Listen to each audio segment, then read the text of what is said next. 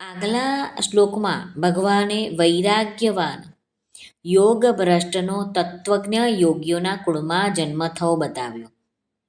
હવે ત્યાં જન્મ થયા પછી શું થાય છે એ વાત ભગવાને આજના શ્લોકમાં ભગવાને બતાવી છે. આજનો શ્લોક છે શ્લોક ક્રમાંક 43, અધ્યાય છઠ્ઠો, આત્મસંયમ યોગ. શ્રી ભગવાનુવાચ તત્ર તમ બુદ્ધિય સંયોગં લભતે પૌર્વદેહિકં યત તે ચ તતો ભૂયસ સંસિદ્ધો કુરુ નંદન. આ શ્લોકમાં આવતા સંસ્કૃત શબ્દોના ગુજરાતી અર્થ જોઈએ. કુરુનંદન એટલે કે હે કુરુનંદન. તત્ર એટલે ત્યાં, તમ એટલે તેને, પૌર્વ દેહિકમ એટલે પહેલાના મનુષ્ય જન્મની, બુદ્ધિ સંયોગમ એટલે સાધના સંપત્તિ, લભતે પ્રાપ્ત થઈ જાય છે, ચ એટલે પછી, તતઃ એટલે તેનાથી, ભૂય એટલે પહેલા કરતાં પણ વધુ, સંસિદ્ધો સાધન સિદ્ધિ માટે, યતત એટલે પ્રયત્ન કરે છે. શ્રી ભગવાન અર્જુનને કહે છે, હે કુરુનંદન, ત્યાં જન્મ લેવાથી તેણે પૂર્વજન્મમાં કરેલી સાધનાના સંસ્કાર તેનામાં અમૃત થાય છે. જ્યાંથી સાધના અધૂરી રહી હતી ત્યાંથી આગળ વધી તે પૂર્ણ સિદ્ધિ માટે ફરી પ્રયત્ન શરૂ કરે છે.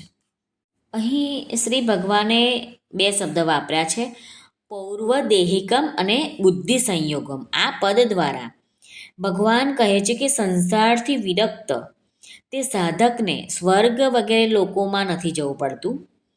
તેનો તો સીધો યોગીઓના કુળમાં જન્મ થાય છે. ત્યાં તેને અનાયાસે જ પૂર્વજન્મની સાધના મળી આવે છે. જેવી રીતે કોઈને રસ્તે ચાલતા ચાલતા નિંદ્રા આવવા લાગી અને તે ત્યાં જ કિનારા પર સૂઈ ગયો અને હવે જ્યારે તે ઉઠશે તો એટલો રસ્તો તેનો પસાર કરેલો જ રહેશે, અથવા કોઈએ કંઈક પાઠ મોડે કર્યો, હવે વચમાં કેટલાય વર્ષો ભણવાનું છૂટી ગયું, ત્યારે તે ફરીથી ભણવા લાગે છે તો તેને પહેલાં તૈયાર કરેલો પાઠ જલ્દીથી યાદ રહી જશે. એવી જ રીતે પૂર્વજન્મમાં તેનું જેટલું સાધન થઈ ચૂક્યું છે અને જેટલા સારા સંસ્કારો પડી ચૂક્યા છે તે બધા જ આ જન્મમાં પ્રાપ્ત થઈ જાય છે અને જાગૃત થઈ જાય છે. પછી ફરીવારના જન્મમાં તેને ત્યાંથી જ યાત્રા શરૂ કરવી પડે છે. યત તે ચ તતો ભૂય સંસિદ્ધો. સાધક સંજીવનીમાં રામસુખદાસજી મહારાજ વર્ણવે છે, એક તો ત્યાં તેને પૂર્વજન્મકૃત બુદ્ધિ સંયોગ મળી જાય છે અને ત્યાંનો સંગ સારો હોવાથી સાધનાની ઉત્તમ વાતો પણ મળી જાય છે. જ્યાં જ્યાં નવી યુક્તિઓ મળે છે ત્યાં ત્યાં તેનો સાધનામાં ઉત્સાહ વધે છે. આ રીતે તે સિદ્ધિને માટે વિશેષ તત્પરતાથી પ્રયત્ન શરૂ કરી દે છે. રામસુખદાસજી મહારાજ કહે છે કે આના બે પ્રકારના યોગ ભ્રષ્ટો પહેલાં સ્વર્ગ વગેરે લોકોમાં જાય છે. તેઓમાંથી જેનામાં ભોગોની વાસના રહી છે તે તો શુદ્ધ શ્રીમંતોના ઘરમાં જન્મ લે છે, અને જેનામાં ભોગોની વાસના રહી જ નથી તે યોગીઓના કુળમાં જન્મ લે છે.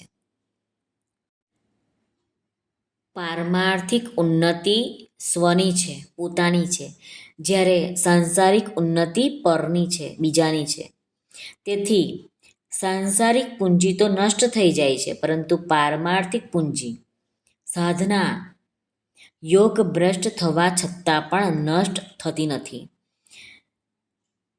પારમાર્થિક ઉન્નતિ ઢંકાઈ શકે છે પણ નષ્ટ થઈ શકતી નથી અને સમય મળે પ્રગટ થઈ જાય છે. પૂર્વજન્મમાં કરેલા સાધનના જે સંસ્કાર બુદ્ધિમાં રહેલા છે તેમને અહીં બુદ્ધિ સંયોગ કહેવામાં આવ્યું છે. શ્રી કૃષ્ણાર્પણમસ્તુ.